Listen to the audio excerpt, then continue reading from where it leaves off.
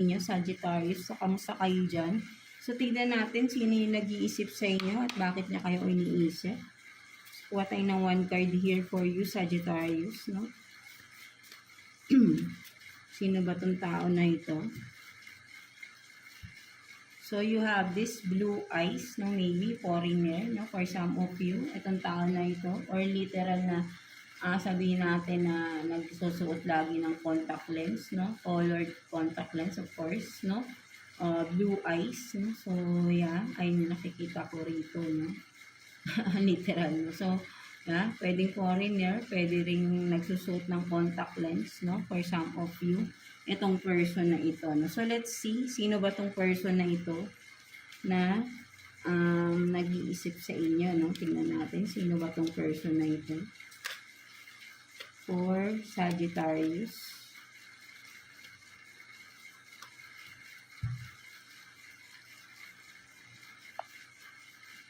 So, you have this, the star, and then, 10 of swords in reverse. No, so, ang nakikita ko rito, Sag, no, ang nag-iisip sa inyo, no, itong, this person, no, ito yung, sabihin natin na, with the 10 of swords in reverse, no,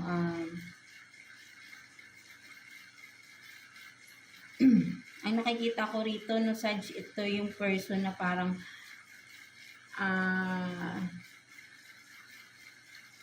may nakukuha kasi ko rito, no, parang ang nakikita ko rito is, ikaw yung number 3 sa tao na ito, no, Sag, no, with the star here, no, this person is full of, no,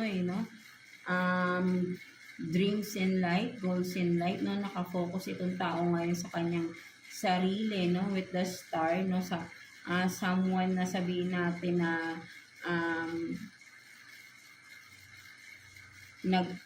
who is shining right now, no, but then this is the person na binitray mo or yan, nagkaroon ng conflict sa inyong dalawa, no, so ay hindi nakikita ko, no, kung person mo to, no, maybe nagkaroon ng conflict or separation, no, sa inyong dalawa ng tao na ito, no, mga Sag, no, so ito yung nag-iisip sa inyo, someone na sabihin natin na, kasi mas nakikita ko rito, no, binitray mo tong tao na ito, no? Kung sino man ito, no? And this person, no?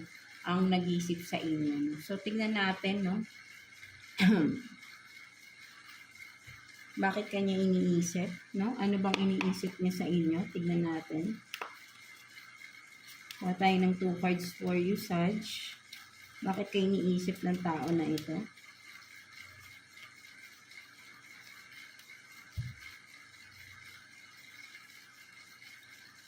So, you have this, the hangman in reverse, and then, Knight of Pentacles in reverse.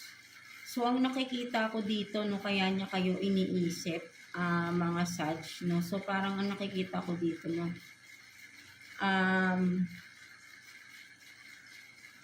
kumbaga, naaalala ng tao na ito, yung mga struggles na pinagdaanan niya, no, nung siguro ay this is a past person, no, sabihin nating ex mo, no, for some of you na nagmo-move on na, no, this person, no, medyo nagiging maganda na yung takbo ng buhay niya, no. So parang nakikita ko rito, naaalala lang niya yung past, no, na magkasama or yung mga pinagdaanan niya sa inyo na dati feeling stuck siya, no, sa relasyon ninyo na parang burden, kung ano man, no, so kayo lang din nakakaalam nito, no. So again is ang nakikita ko rito is someone na binitray mo, no, mga Sag, no, itong person na ito, nagkaroon kayo ng conflict and now, no, moving on na itong tao na ito at naiisip lang niya, no, nare-reminisce niya yung mga pinagdaanan niya nung nandyan pa siya sa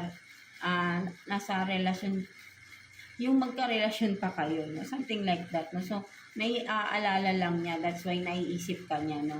Mga Sag, no? Naiisip lang niya yung mga struggles, mga missed opportunities niya, no? Nung panahon na magkasama pa kayo, no? And now, no? Pinupursue niya yung mga dreams niya na hindi natuloy or tinutuloy niya yung mga dreams niya na na-stop na hindi niya na pursue nung because of syempre magka-relasyon kayo, no? Something like that no mga Sagittarius natin. So ayun yung nakukuha ko diyan sa inyo, no, mga Sag natin, no. So yeah.